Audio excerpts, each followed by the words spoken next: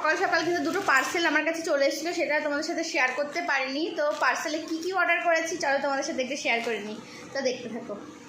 তো বন্ধুরা দেখো, এই যে দুটো পার্সেল আমি অর্ডার করেছিলাম মিশো থেকে একটা শাড়ি।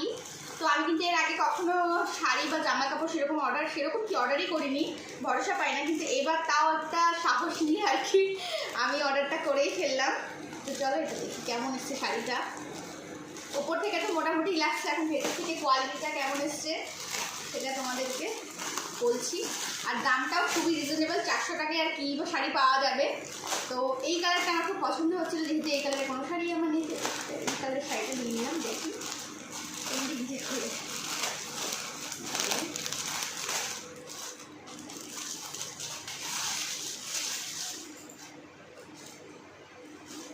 ওয়াও, শাড়িটা কিন্তু খুবই সুন্দর।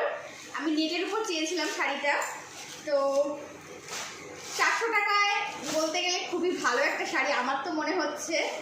তো তোমাদের কেমন লাগলো এই শাড়িটা অবশ্যই কিন্তু জানিও, আর কালারটা কেমন হচ্ছে সেটাও বলো।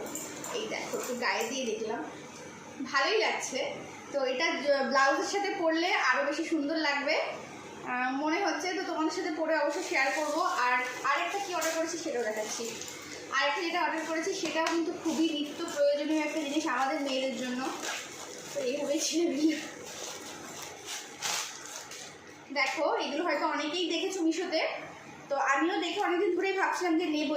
এগুলোতে না যে কোনো নতুন জামা কাপড়, শাড়ি, এগুলো ভেতরে কিন্তু রাখা যায়। তো আমি ভাবছিলাম যে যেহেতু অনেক ধরনের শাড়ি আছে, তো এক একটা শাড়ির জন্য এক একটা পার্ট করে করে রাখবো। আর এখানে কিন্তু এটা 6 পিস আছে, এটা আমার ওইরকম 150 টাকার মতন পড়েছে।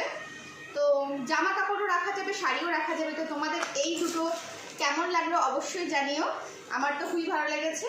কমেন্ট করে জানাও তোমাদের কেমন লাগলো।